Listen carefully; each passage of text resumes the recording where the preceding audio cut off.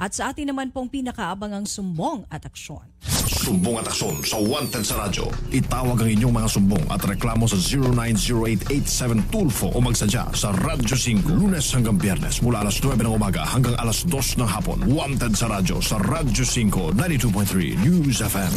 Alright, nandito po ngayon si Mr. and Mrs. Jesus Requilman para humingi ng tulong na makuha na po yung kanilang apo na kinuha ng nakabuntis na lalaki sa kanilang anak.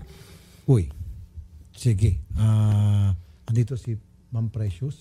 Wala po, anak po namin siya. Pero nasa kabilang... Nasa linya po siya. Okay, pwede ba kausapin na muna namin Okay. diretso siya? Ma'am Precious, magandang hapon. Hello. Okay, andito po yung parents ninyo, ma'am. Okay. So, sino po yung lalaking yun na kumuha po sa... Ano? Mister niya? Hindi po. Pinsan po ng asawa ko na nabuntis po yung anak namin. Okay. Pero alam niyo po, Ma'am Precious, kung nasaan po yung anak niyo? Alam ko kung nasaan yung anak ko. Kaso ay ibigay sa akin ng lalaki. Bakit daw po, ma'am? Tinatakot niya ako na magpapakamatay daw siya, isasama niya yung anak ko. Uy. Okay. Parang kidnapping po yun nang nangyari. Kasi hindi nyo muna siya asawa at hindi po kayo kasal, di ho ba? Oo. Okay. Sige. Anong pangalan po nung lalaki? Alan. Alan. Okay. Pwede ba natin matawagan si Alan? Odette? Or Carol? Sige. Alright. Alam niyo rin po kung nasaan si Alan ngayon, Ma'am Precious? Nasa kanila, nasa Marikina. Sa Marikina. Tinatago nila yung bata. Sino hong mga kasabwat niya sa pagtatago sa bata? Kasi kidnapping nga may kakaso niya nis. Pati doon sa tumutulong sa kanya sa pagtago ng bata, accessory.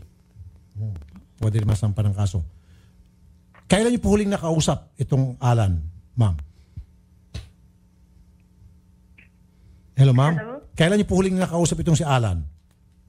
Kailan ko siya nakausap? Opo, huling yung nakausap siya nung sinabi niya, hindi ko ibibigay ito ko, hindi, magpapakamatay ako, idadamay ko pati bata. Kailan niya po nakausap yun nung nagsabi siya ng ganun? Nung nakaraan, kasi kadarating ko lang last week. Nung nakaraan, nag-report ako sa agency ko. Gusto ko makita yung bata. Mm-hmm. Pero ayaw niya. Gusto niya pumunta ako dun sa kanila. Sabi ko, magkikita kami sa Cubao. Ayaw niya talaga. Hanggang hapon na, hanggang umuwi na ako sa amin. Hindi ako nagpunta doon. Mm-hmm. Well, ang good news natin sa kanya, gusto niyang pupuntahan siya. Pupunta tayo doon pero may kasamang pulis. At sa gusto niya, kailangan ma-turn over niya yung inyo pong anak sa inyo. Dahil kapag hindi, kalaboso po. Kalaboso ang kalalagyan niya. Okay? Nasaan na yung yung si Alan? O dili kaya yung ating... sorry po ma'am, ang kinakausap ko sila Carol. Carol and Odette and Mirla, makakausap ba natin si Alan? O dili kaya yung PNP? Yung may sakop sa lugar? Concepcion Marikina. Tama, Concepcion Marikina. Ano po? Opo. Ayun. Siguro yung Kamkrame pwede rin natin tawagan. Kasi yung CIDG, nationwide yan kahit sa lugar. So sa mga oras na ito, siya ho ay nasa bahay, Ma'am Precious. Oo, nasa bahay siya ngayon. Ewan ko siguro nagtatago na. Ewan ko kung saan siya. Pero Okay. naano lang ako kasi sa bata. Opo. Naawa ko sa anak ko sa bata. Mhm.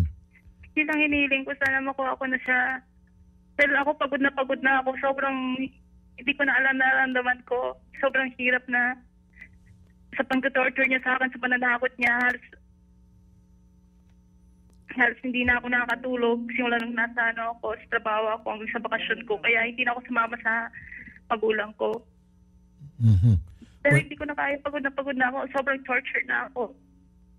Yung parents nandito nis, napapayak na lalo na si tatay. Oh, nagiging Gusto ko na nga lang maganda. manahimik na kasi hindi ko na kaya talaga. Okay. Sige.